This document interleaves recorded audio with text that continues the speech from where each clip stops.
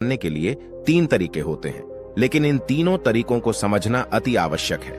यदि आप इन तीन तरीकों को समझ लेते हैं तो आप किसी के भी मन की बातें बड़ी ही आसानी से जान सकते हैं। बहुत समय पहले की बात है, एक छोटा सा गांव था। उस गांव में दो भाई रहा करते थे। बड़ा भाई अंधा था और इसलिए वह हमेशा घर पर ही बैठा रहता था और छोटा भाई खेती किया करता था। लेकिन खेतों में अत्यधिक जानवर आने से पूरी फसलें नष्ट हो जाती थीं, जिनके कारण छोटा भाई बहुत ही ज्यादा परेशान हो चुका था। एक दिन उसे एक तरकीब सूझी। उसने सोचा, खेतों में से इन जानवरों को भगाने के लिए क्यों ना मैं अपने बड़े भाई की मदद ले लूं। वैसे भी बड़े भैया अंधे हैं, खेतों में बैठे रहेंगे और जानवरों की आहट आने पर वह उन्हें जोर से चिल्लाकर भगा भी सकते हैं, जिससे हमारी फसलें नष्ट होने से बच जाएंगी। यह सब सोच विचार करने के बाद उसने अपने खेत में एक झोपड़ी तैयार कर ली और अपने अंधे भाई को खेत में बैठा दिया और उनसे कहा, भैया, यदि कोई जानवर की आहट आपको सुनाई दे तो आप जोर जोर से चिल्लाना। यह सुनकर वह जानवर यहां से भाग जाएंगे और हमारी फसलें नष्ट होने से बच जाएंगी। बड़ा भाई खुशी खुशी अपने छोटे भाई की बात मान भी लेता है और वह उस दिन से खेत में ही रहना शुरू कर देता है। जब भी किसी जानवर की आहट उसे सुनाई देती तो वह जोर जोर से चिल्लाने लगता, जिससे वह जानवर वहां से भाग जाता था। ऐसा करते करते कई दिन बीत चुके थे। तभी एक दिन उसके खेत में एक हिरण भागता हुआ आया और वह खेत की बाड़ को तोड़कर वहां से भाग गया। लेकिन उसे हिरण का पीछा करते हुए एक राजा भी उस खेत में आ पहुंचा। तभी राजा की नजर उस अंधे भाई पर पड़ती है। राजा उस व्यक्ति से कहता है, देखो, मैं यहाँ पर एक जानवर का पीछा करते हुए आया हूँ। क्या तुमने उस जानवर को यहाँ पर देखा है? पर वह व्यक्ति कहता है, हे राजन, मैं तो अंधा हूं, मैं भला किसी जानवर को कैसे देख सकता हूं? लेकिन मैं आपको इतना जरूर बता सकता हूं कि जो जानवर मेरे खेतों से भाग कर गया है वह आपके लायक नहीं है। आप उसके पीछे अपना समय बर्बाद न करें। राजा संदेह व्यक्त की बात सुनकर बड़ा ही अचरज में पड़ जाता है। वह सोचने लग जाता है कि यह तो अंधा है, फिर इसे कैसे पता चल गया कि जिस हिरण की तलाश कर रहा हूं वह मेरे लायक नहीं है। तभी राजा उस अंधे व्यक्ति से कहता है, कहीं तुम मुझसे झूठ तो नहीं बोल रहे हो कि तुम अंधे हो और तुम्हें कैसे पता कि जो जानवर यहां से भागा है वह मेरे लायक ही नहीं है? इस पर वह अंधा व्यक्ति कहता है कि यह राजन, जिसे आप एक हिरण समझ रहे हैं, असल में वह एक हिरण नहीं है बल्कि एक मादा हिरण है और वह गर्भवती भी है। और जहां तक मुझे झांत है, मैंने कभी किसी राजा को किसी गर्भवती हिरण का शिकार करते हुए नहीं सुना है और इसी कारण से मैं आपसे यह कह रहा हूं कि यह हिरण आपके लायक नहीं है। आप उसके पीछे अपना समय व्यर्थ न करें। यह सुनकर राजा और भी अचरज में पड़ गया कि अंधा आदमी कैसे जान सकता है कि वह हिरण गर्भवती है। राजा कुछ देर सोच विचार करने के बाद अपने सेनापति से कहता है, सेनापति जी, मुझे वह जानवर जिंदा चाहिए, क्योंकि मुझे यह पता करना है कि क्या वह गर्भवती है या नहीं, क्योंकि यह अंधा आदमी बहुत विश्वास के साथ कह रहा है और मुझे इस बात की पुष्टि है। यदि वह हिरणी हुई और गर्भवती भी हुई तो वह हमारे शिकार के लायक नहीं है, क्योंकि हम तो एक हिरण का पीछा कर रहे थे। इसलिए जाओ और पता करो, क्या वह हिरणी है? सेनापति राजा से आज्ञा लेकर आगे की ओर चला गया और कुछ देर बाद जब वह वापस लौटा तो वह राजा से कहता है, हे राजन, इस अंधे आदमी ने आपसे जो भी बातें कही थी वह बिल्कुल सही थी। वह एक हिरणी ही है और वह गर्भवती भी है। यह सुनकर राजा आश्चर्यचकित हो गया। वह सोचने लगा कि एक अंधा आदमी जो कभी देख नहीं सकता, वह यह कैसे जान सकता है? आखिर इसे कैसे पता चल गया? ऐसे कई सारे प्रश्न राजा के मन में उमड़ने लगे। अब राजा ने ठान लिया था कि मुझे इस बात की तह तक पहुंचना है कि आखिर यह अंदाज में कैसे जानता है कि वह जानवर गर्भवती है। यह सोचकर राजा उस अंधे आदमी के पास जाता है और उस अंधे आदमी से कहता है, देखो, मैं यह तो नहीं जानता कि तुम सचमुच में अंधे हो या नहीं, लेकिन मैं तुमसे एक बात जानने आया हूं। क्या तुम मेरे प्रश्न का सही सही जवाब दोगे? इस पर वह अंधा व्यक्ति कहता है, हे राजन, आप जो कुछ भी पूछना चाहते हैं आप पूछ सकते हैं, मैं आपको बिल्कुल सच सच जवाब दूंगा। इस पर राजा कहता है, देखो, एक तो तुम कहते हो कि तुम अंधे हो और दूसरी तरफ तुमने यह बता दिया कि जिस जानवर का पीछा कर रहा हूं वह एक हिरणी है और वह गर्भवती भी है। तुम्हें कैसे पता चल गया? तुम्हारे खेत में तो और भी जानवर आते होंगे और भी तो जानवर यहां से गुजरते होंगे, फिर तुमने यह कैसे अंदाजा लगाया? तभी वह अंधा व्यक्ति राजा से कहता है, हे राजन, आप जिसका पीछा कर रहे थे वह जब मेरे खेत में आई तो उसकी रफ्तार और उसके भागने की आहट से मुझे यह एहसास हो चुका था कि वह एक हिरणी है और मेरे खेत की जो बाड़ है, जो जानवरों को रोकने के लिए खेत के चारों तरफ बनी है, वह बहुत छोटी है। उसकी ऊंचाई ज्यादा नहीं है, लेकिन वह जानवर इस बात को तोड़कर भागे, और यदि वह इस बात को छलांग लगाकर पार करने का प्रयास करती तो इससे उसके बच्चे को खतरा हो जाता। और इसी बात से मैंने यह पता लगा लिया कि वह गर्भवती है। इस पर राजा के मन में एक और प्रश्न उठा। राजा ने कहा कि तुम्हें कैसे पता चल गया कि वह एक हिरणी ही है, और भी 2 जानवर यहां से आते जाते होंगे। इस पर वह अंधा व्यक्ति कहता है, राजन, मैं पूरा दिन सुबह शाम यहीं पर बैठा रहता हूं और मेरे सुनने की शक्ति बहुत तेज है। मैं भांप सकता हूं कि कौन सा जानवर मेरे खेत में आया है, और उसी के आधार पर मैं जोर जोर से चिल्लाता हूं ताकि वह मेरे खेत से भाग जाए और मेरे खेत की फसलें नष्ट होने से बच जाएं। राजा उस अंधे आदमी का यह जवाब सुनकर पूरी तरह से संतुष्ट हो चुका था। वह मन ही मन सोच रहा था कि आदमी भले ही अंधा है, लेकिन यह तो बड़ा ज्ञानी मालूम पड़ता है। इस आदमी से कुछ न कुछ तो काम निकलवाना ही चाहिए। यह विचार लिए राजा वहां से वापस अपने महल की ओर लौट जाता है। कुछ दिनों के बाद राजा अपने सेनापति को आदेश देता है कि जाओ और उस अंधे व्यक्ति को महल लेकर आओ। सेनापति अपने राजा की आज्ञा का पालन करता है। वह तुरंत ही उस अंधे आदमी के पास पहुंचता है और उस अंधे आदमी को राजमहल चलने के लिए कहता है। अंधा व्यक्ति बड़ा ही चालाक था। वह समझ चुका था कि राजा जरूर मुझे कुछ न कुछ काम सौंपने वाले हैं और वह काम मुझे मुसीबत में डाल सकता है, लेकिन फिर भी वह सेनापति की बात मान ली और सेनापति के साथ राजमहल पहुंच गया। राजमहल पहुंचते ही राजा उस अंधे व्यक्ति से कहता है, आप तो बड़े ज्ञानी हैं। आपको किसी भी बात का पता बड़ी आसानी से चल जाता है। आज मैंने आपको यहां इसलिए बुलाया है क्योंकि मैं आपसे यह जानना चाहता हूं कि मेरी पत्नी पतिव्रता है या नहीं। इस पर वह अंधा व्यक्ति कहता है, हे राजन, यह कैसा प्रश्न हुआ।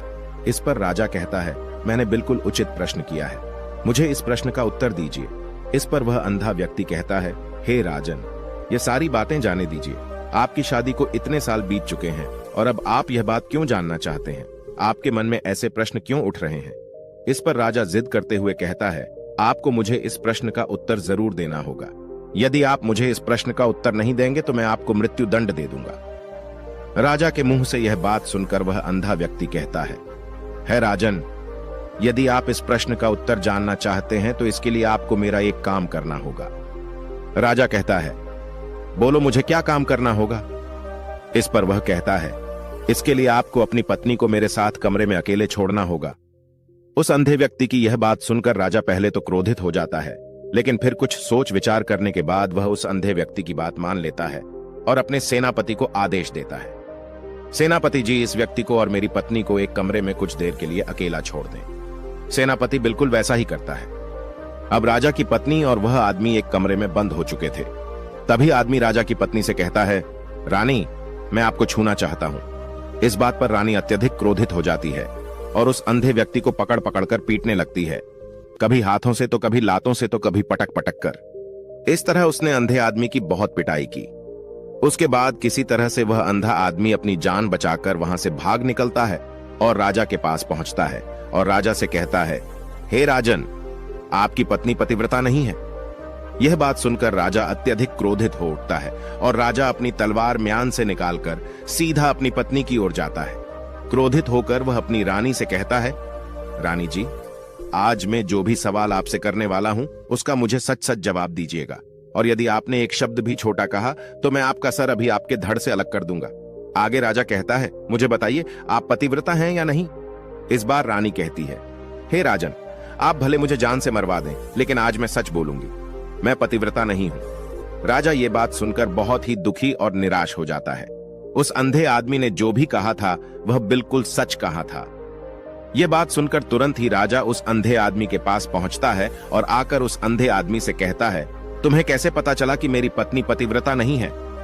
अंधा आदमी कहता है, हे राजन, बड़ी सीधी सी बात है, मैंने तो आपकी पत्नी से बस इतना ही कहा था कि मुझे आपको छूना है, और इस बात पर वह इतना क्रोधित उठी कि उन्होंने गुस्से में आकर मुझे लात घूंसों से पीटना शुरू कर, और भला कोई औरत किसी और मर्द को कैसे छू सकती है?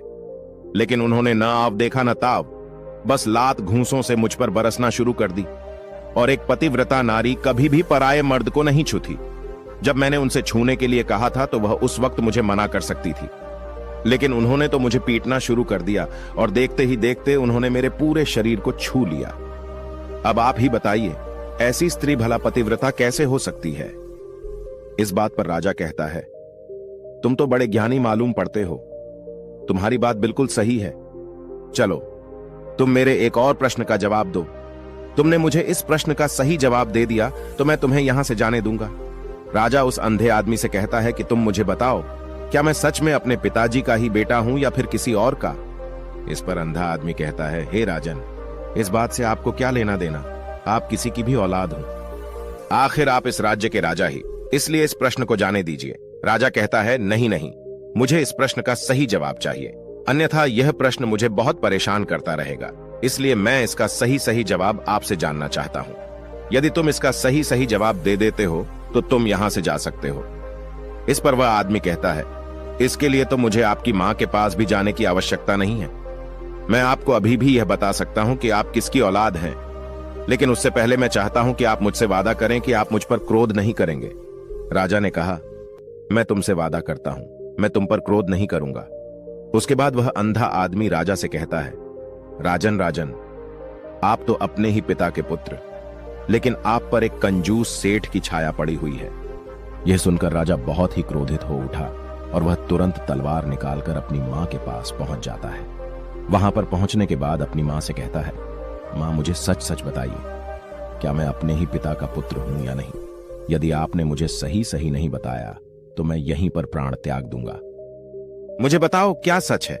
इस पर उस राजा की मां कहती है, बेटा तू है तो अपने ही पिता का पुत्र, लेकिन तुम्हारे ऊपर एक कंजूस सेठ की छाया पड़ी हुई है। जब मैं एक बार नहाने के बाद अपना मुंह आईने में देख रही थी, तभी उस कांच के पीछे मुझे एक कंजूस सेठ नजर आता है और उसी की छाया तुम पर पड़ चुकी है। यह सुनते ही राजा और भी ज्यादा अचरज में पड़ जाता है और वह तुरंत दौड़ा दौड़ा वापस उस अंधे आदमी के पास पहुंचता है और उस अंधे आदमी से कहता है, तुम्हें कैसे पता चला कि मुझ पर एक कंजूस सेठ की छाया पड़ी हुई है? इस पर अंधा आदमी कहता है, राजन, आपने मुझसे कई सारे सवाल पूछे जिनका जवाब भी मैंने आपको सही से दिया। यदि कोई और राजा होता तो मुझे उसके बदले ढेर सारे इनाम दिया होता, लेकिन अब तक आपने मुझे एक फूटी कौड़ी भी नहीं दी। इस बात से मैंने अंदाजा लगा लिया था कि आप बहुत कंजूस हैं। यह बात सुनकर राजा जोर जोर से हंसने लगा और कहता है कि आप जो भी मांगे तो मैं आपको अवश्य दूंगा, लेकिन मुझे यह बात बताओ कि तुम्हें कैसे पता चल जाता है कि कौन सी बात सही है और कौन सी बात गलत? तुम किसी की बात का इतना सटीक और सही जवाब कैसे दे पाते हो? इस पर वह अंदाज में कहता है कि हे राजन, मैं तो वैसे ही अंधा हूं। मेरी आंखें होती तो मैं किसी की भी मन की बातें बड़ी सरलता से जान लेता। मन की भी एक भाषा होती है और यह भाषा मनुष्य के शरीर के व्यवहार के रूप में देखी जा सकती है। उसकी आंखों से, उसके होठों से, उसकी दान करने के तरीकों से, उसकी क्रियाओं से यह पता किया जा सकता है कि उसके मन में क्या चल रहा है। उसके आधार पर हम किसी के भी मन की बातें जान सकते हैं, लेकिन मैं तो जन्म से ही अंधाज हूं, मैं देख नहीं सकता, इसीलिए मैं क्रियाओं से देखता हूं। यदि मुझे कोई बात जाननी होती है तो अगले आदमी को मुझे कुछ काम देना पड़ता है, जिस पर वह व्यक्ति किस तरीके से उस काम को करता है, उसके आधार पर ही मैं यह पता लगा पाता हूं कि आखिर उसके मन में क्या चल रहा है।